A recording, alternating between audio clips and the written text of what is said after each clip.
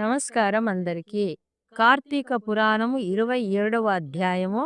దూర్వాసుడు అంబరీషుని ఆశ్రయించుట. మరల అత్రి మహాముని అగస్త్యునికిట్లు వచించెను. కుంభ సంభవ, ఆ శ్రీహరి దూర్వాసుని ఎంతో ప్రేమతో చేరదీసి ఇంకను ఇట్లు చెప్పెను. ఓ దూర్వాసముని, నీవు అంబరీషుని శపించిన విధముగా ఆ 10 జన్మలు నాకు సంతోషకరమైనవే. నేను అవతారములెత్తుట కష్టము కాదు. నీవు తపశ్శాలివి, నీ మాటలకు విలువ ఇవ్వవలెను గాన అందులకు నేను అంగీకరించి తిని. బ్రాహ్మణుల మాట అసత్యమైనచో వారికి గౌరవం ఉండదు. ఇటు భక్తులను కాపాడుట, బ్రాహ్మణుల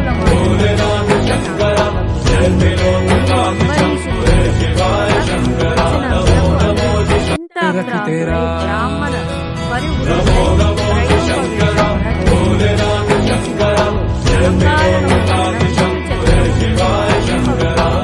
ప్రజారక్షణమే రాజధర్మము గాని ప్రజాపీడనము కాదు. ఒక బ్రాహ్మణుడు దుష్టుడైనచో వానిని జ్ఞానులకు బ్రాహ్మణులే శిక్షింపవలెను. ఒక విప్రుడు పాపి అయినా మరొక విప్రుడే దండింపవలెను. ధనుర్బాణములు ధరించి ముష్కరుడై యుద్ధమునకు వచ్చిన బ్రాహ్మణుని తప్ప మరెవ్వరూ ఎప్పుడు దండించకూడదు. బ్రాహ్మణులు యువకుణ్ణి దండించుట కంటే పాతకము లేదు. విప్రుని హింసించువాడును హింసింపచేయువాడును బ్రాహ్మణ హంతకులని న్యాయశాస్త్రములు ఘోషించుచున్నవి.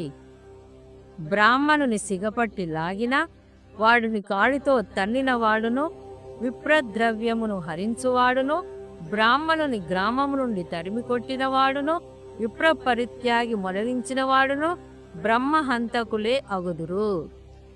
కాన ఓ దూర్వాస మహర్షి, అంబరీషుడు నీ గురించి తపశ్శాలి విప్రోత్తమగుడు అగు దూర్వాసుడు నా మూలమున ప్రాణ సంకటము పొందుచున్నాడు. అయ్యో, నేను బ్రాహ్మణ హంతకుడనైతినే అని పరితాపం పొందుచున్నాడు. కాబట్టి నీవు వేగమే అంబరీషుని కడకేగుము.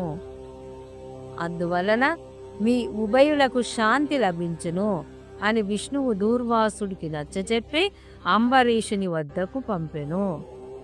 ఇప్పుడు స్కాందాపురాణంతర్గత వశిష్ఠ ప్రోక్త కార్తీక మహత్యమందరి 27వ అధ్యాయము 27వ రోజు పారాయణము సమాప్తము. భక్తిపూర్వక సమర్పణ.